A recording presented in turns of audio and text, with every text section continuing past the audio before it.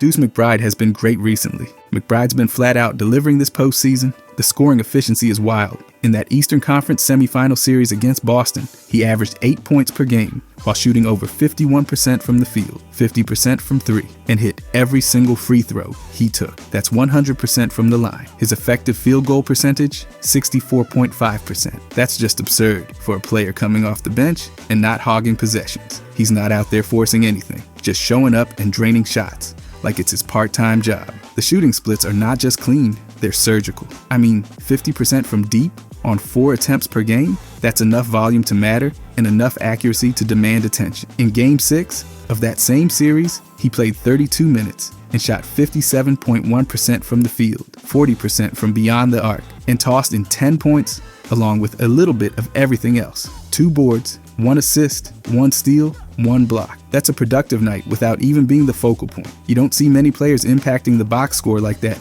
in a supporting role, especially against a defense like Boston. And speaking of his 3-point shot, his postseason percentage overall is 37%. That's better than a ton of starting guards and shows he's more than just a backup body out there. He's keeping that spacing alive every time he checks in. And teams have to account for him behind the arc. You give him a sliver of space and it's going up. And yeah, more often than not, it's going in. Even in limited minutes, he's making those minutes count. Look at Game 3 against Indiana. Only 15 minutes on the floor, and he still dropped 9 points. He got into foul trouble, 3 of them in just 82 seconds, which sounds like a Guinness record for poor luck, but he came back in the second half and lit it up. He had that quick 7-point burst in the third quarter and helped push them back into the game. That's what you want off the bench, someone who can swing momentum without needing the ball every trip.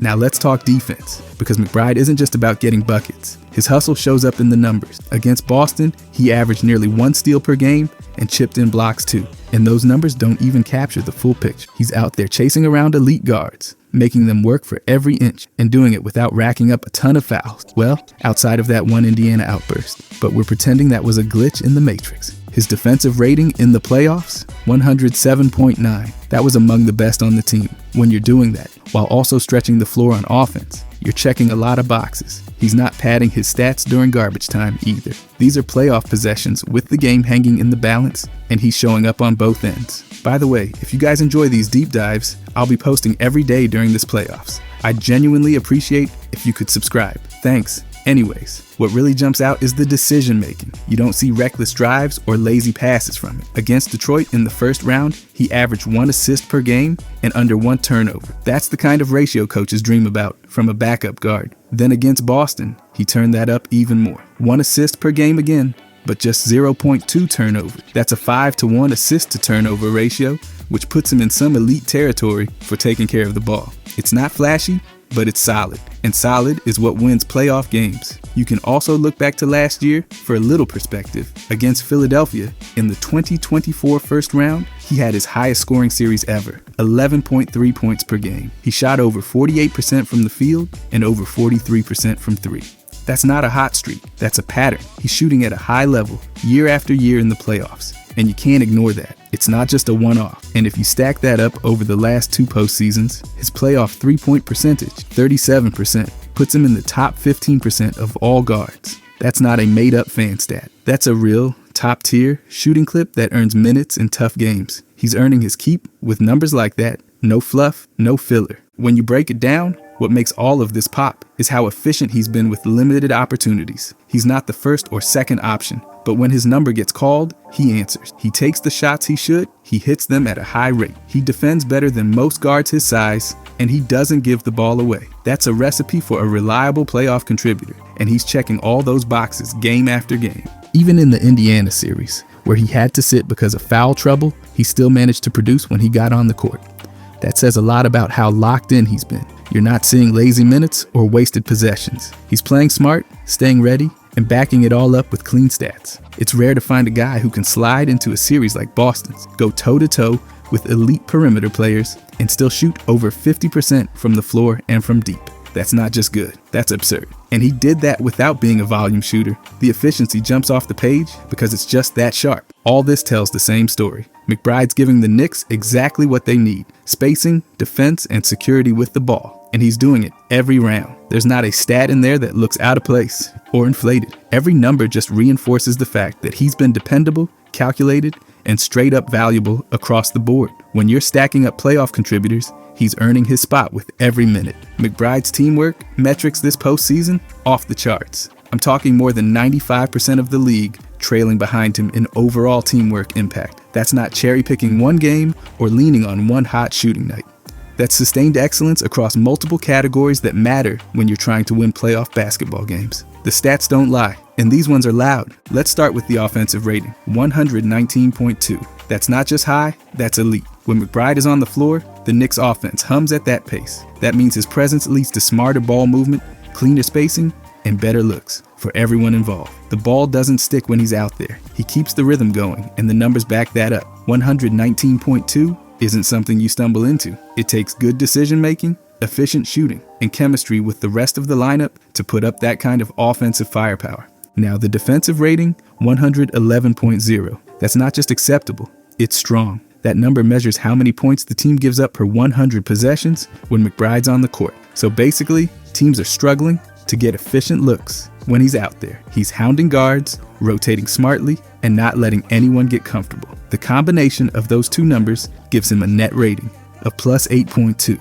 That's a serious difference maker. That plus 8.2, that's not just a bonus. That's playoff gold. That's the margin between blowing games open or giving them away. With McBride in the mix, the team gains a positive edge nearly every time he steps on the floor. That's not just helping, that's boosting the entire unit's ceiling. He's giving them more than just a break for the starters. He's giving them an advantage. And he's not just racking up fake numbers in garbage time either. The plus-minus percentage tells that story. In 60.8% of playoff games, McBride finishes with a positive plus-minus. That's more than half the time his minutes actually end, with the team ahead during the moments he plays. He's not just along for the ride. He's driving it when he's in. That level of consistency in meaningful games speaks volumes about how well he fits into what the Knicks are doing. The on-off stat says it even louder. When McBride is on the court, the Knicks outscore opponents by 3.6 more points per 100 possessions than when he's off. That's a huge swing. That tells you that he's not just replacing someone worse, he's giving them something they don't get from anyone else on the roster. Efficiency on offense, reliability on defense, and composure under pressure. 3.6 points might sound small to someone squinting at the box score, but over the course of a playoff game, that can swing momentum, tighten up rotations, and flat out win close games. And look, the teamwork number is over 95%. That's not me saying it. That's the math. That's the metric that mixes all these advanced numbers together: scoring, spacing, efficiency, defense, all of it.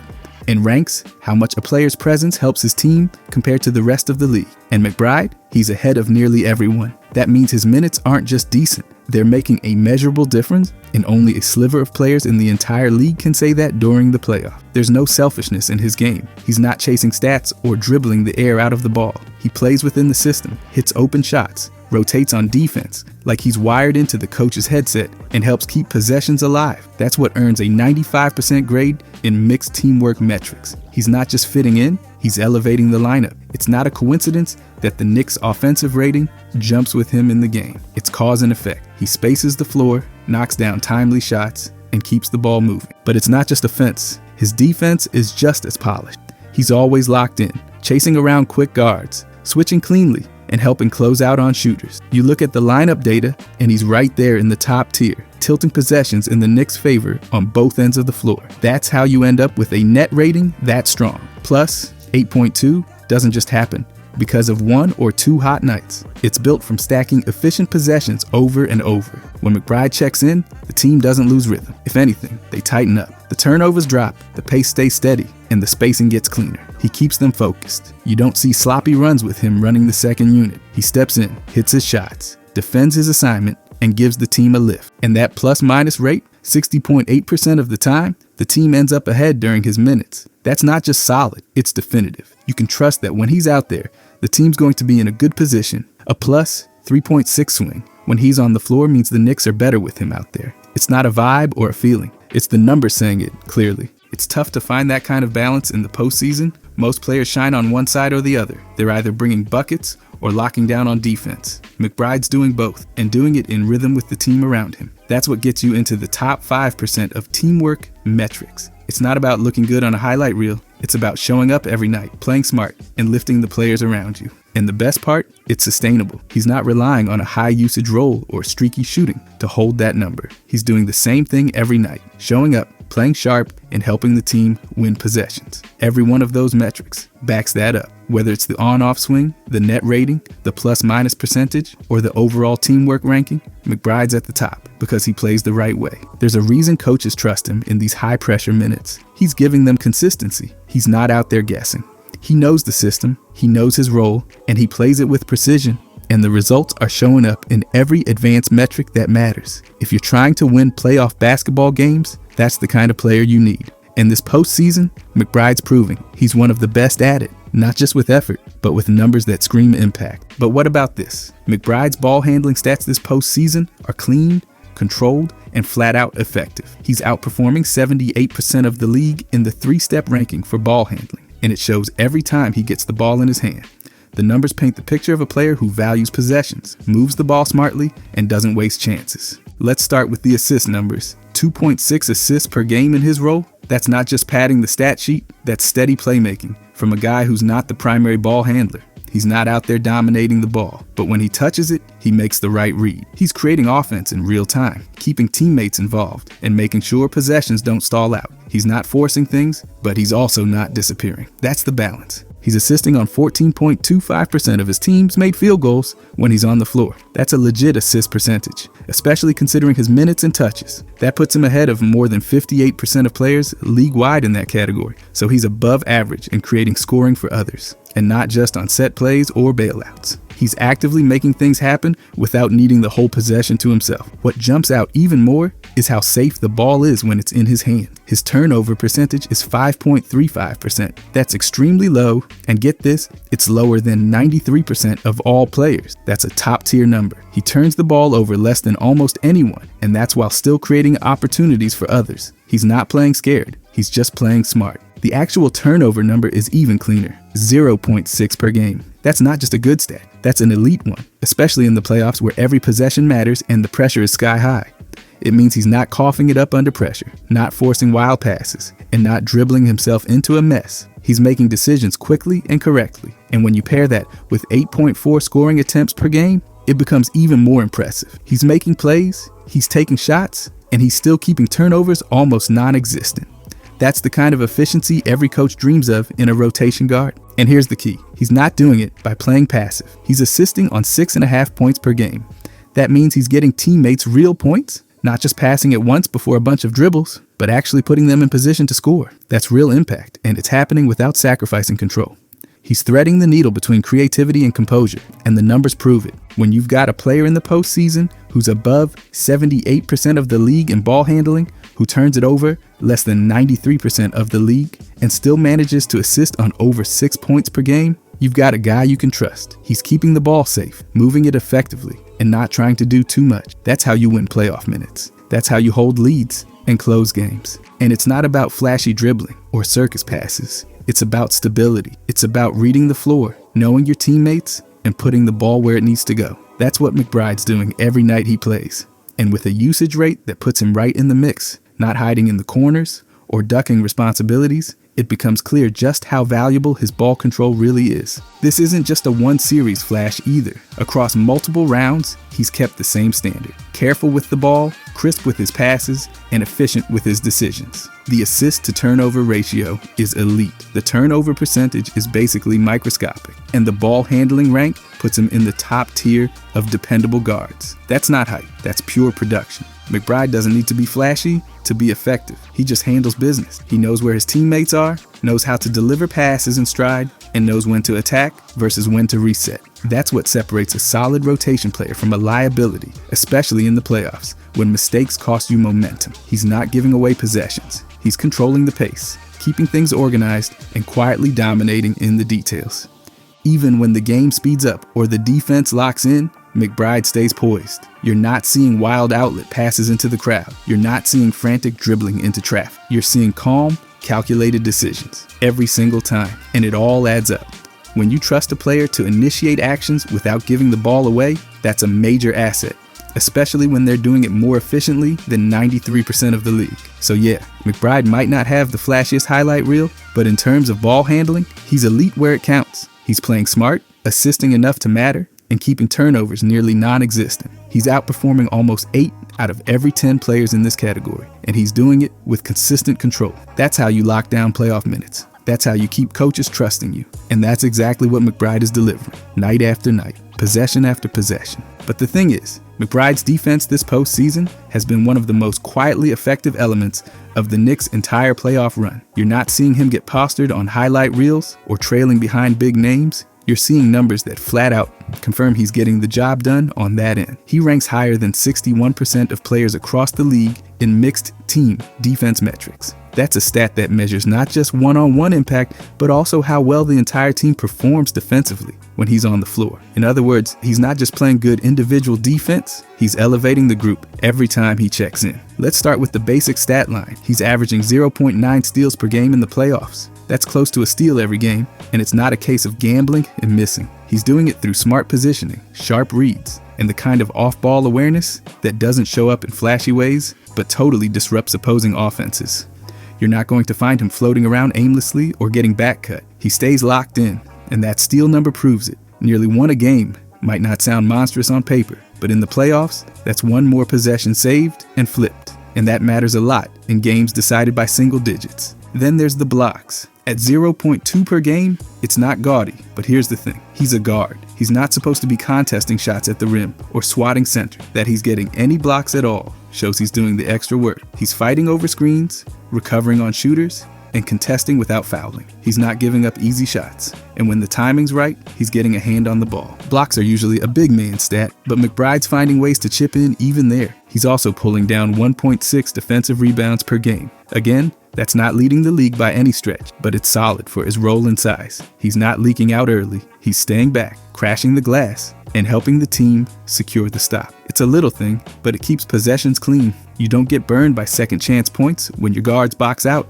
and grab boards, and McBride's doing that. Now, the team defensive efficiency with him on the floor is 111.0. That means when McBride is on the court, opponents are scoring 111 points per 100 possessions. That's a solid number, especially in the playoffs where matchups get tighter and defensive schemes are tested every game. That team rating reflects his ability to keep his man in front, avoid unnecessary fouls, and rotate at the right times. He's not just sticking to his own assignment and ignoring the rest. He's part of the unit, and the unit performs better when he's out there. And this isn't just a fluke or a product of playing next to elite defenders. McBride holds his own.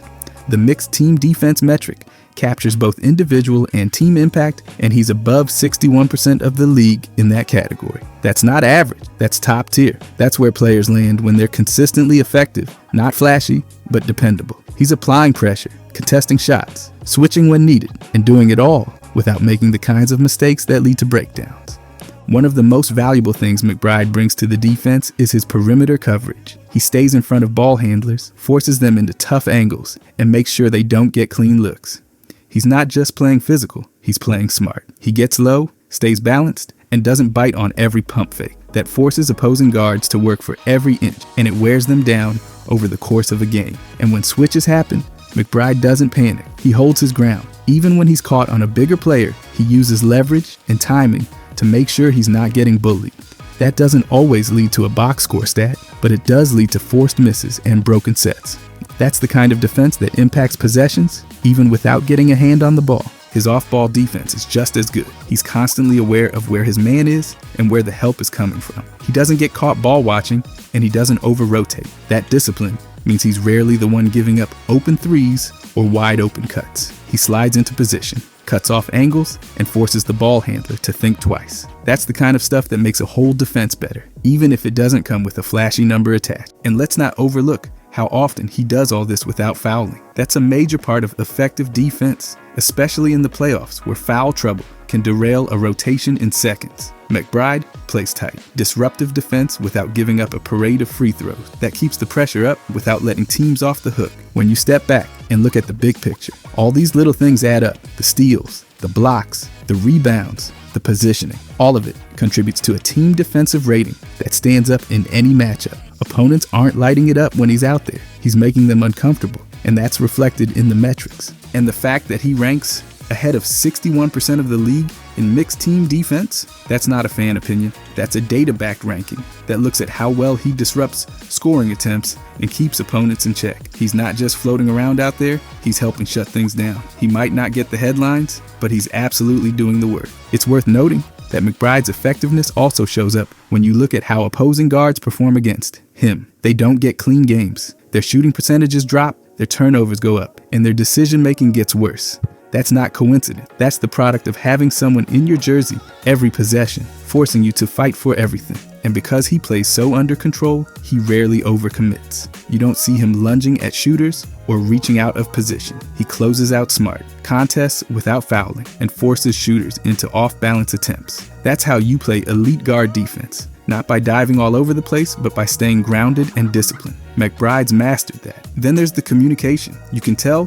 McBride knows where everyone's supposed to be on the floor. He's constantly pointing, talking, and making sure rotations are tight. That leadership matters, especially for a guard. He's directing traffic out there, keeping everyone connected. That's why the team's defensive rating stays strong with him on the court. He's making sure they move as a unit. And let's be clear, the playoffs are when defensive cracks show up. Teams run tighter sets, exploit every mismatch, and punish lazy rotations. If you're out there slacking, it's obvious. But McBride, he's been airtight. He's kept pace with elite guards, fought through screens, chased shooters, and helped close out games with pure hustle. So when you tally it all up, the steals, the blocks, the team efficiency, the rebounding, the on-ball pressure, the rotations, McBride's defense is more than just solid. It's reliable, it's intelligent, and it's making the Knicks better every time he steps on the court. He's not just defending his man, he's locking in, fitting into the system, and keeping the whole defensive unit sharp. That's how you rank above 61% of the league in a defensive metric that weighs both individual and team impact. It's not flashy,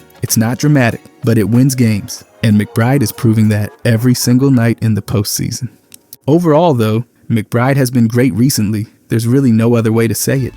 The stretch he's putting together in the playoffs isn't just good, it's dependable, it's impactful, and it's happening when the lights are at their brightest. He's not coasting, he's competing, adjusting, and producing every time he steps on the court, no matter the matchup, the moment, or the pressure. What makes it so impressive is that he's doing it in all the little ways most players never get credit for. He's not soaking up all the shots or calling his own number 20 times a game, he's just making the smart plays, staying locked in on both ends, and elevating the lineup when he checks in. That's a rare kind of player, someone who makes the game easier for the people around him without demanding constant attention or control. You can look at any phase of the game and see his fingerprints on it. On offense, he brings spacing, ball movement, and control. On defense, he brings discipline, effort, and structure.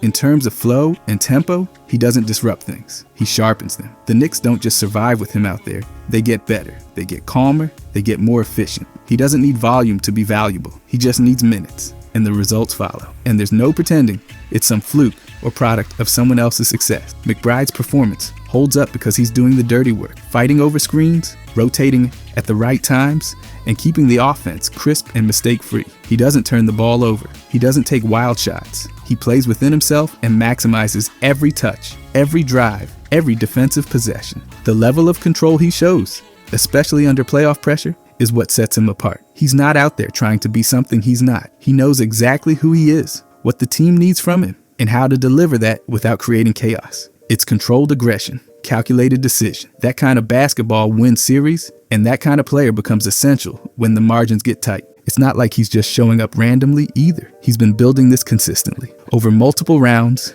in different matchups, against different kinds of teams, McBride's found a way to keep delivering. He's flexible without losing structure. He's aggressive without losing poise. And he's effective without needing the spotlight to be on him. That's the mark of a player who gets it, who knows what playoff basketball demands, and steps into the challenge with zero hesitation. Even when you factor in how chaotic the postseason can be, with all the game plans, adjustments, and lineup juggling, McBride remains one of the constants. You know what you're going to get when he checks in, and what you get is exactly what coaches crave. Smart decisions, defensive effort, unselfish ball movement, and a willingness to do whatever the game requires. Sometimes that's a bucket. Sometimes it's a pass. Sometimes it's just making sure your man doesn't touch the ball on a crucial possession. McBride handles all of it. He doesn't need to dominate a stat sheet to dominate a shift. He controls momentum with his decisions. He makes the right read, before the defense reacts. He keeps teammates involved without overhandling. And maybe most importantly, he never gets caught playing hero ball. When it's time to attack, he does. When it's time to rotate, he's there. When the tempo needs to slow down, he brings that. That sense of control is everything in the playoff, and McBride's got it wired. His presence has turned into a stabilizing force. When he's out there, the team's not scrambling or waiting for someone to figure it out. He gives structure to every possession he's a part of. Whether it's helping organize the second unit or giving the starters a breather without giving up ground, he's always making sure the floor doesn't tilt in the other team's favor. And what's wild is how under the radar it all looked. He's not waving his arms for attention. He's not flexing after a tough stop or looking around after a smart dish. He's already back in position, ready for the next play. That's what makes him so effective. The relentless focus, the discipline, the total buy-in to what the team needs. You see it in his defensive stance, in his footwork, in the way he closes out without fouling or overcommitting. You see it in how he reads passing lanes, cuts off drives, and keeps the ball in front of him. You see it in how his presence alone calms down a possession. He doesn't waste time. He doesn't waste space. He just gets to his spot and makes something happen, usually something that makes the team better. And when the team's on a run or fighting back from a deficit, he's one of the few guys who never looks rattled. He doesn't rush. He doesn't panic. He sticks to what works, trusts the system, and does his part to help everyone else stay grounded. That reliability is like gold in the playoff, where emotions run hot and possessions get intense. When you take a step back and look at the full picture, the way he plays, the way he fits, the way the team performs when he's in, it's clear this stretch is more than just solid. It's impactful. It's playoff caliber performance, delivered night after night, with no fluff, no ego, no shortcuts. Just the kind of performance every winning team needs and every coach values. He's not out there reinventing basketball. He's just playing it the right way. And sometimes that's even more impressive than a scoring explosion or a flashy sequel, because the right way wins. The right way earns trust. And McBride, right now, is doing everything the right way. And it's making a difference that even the flashiest highlight can't top. If you guys enjoyed this, I'll be posting every day during this playoffs. I genuinely appreciate if you could subscribe. Thanks for watching.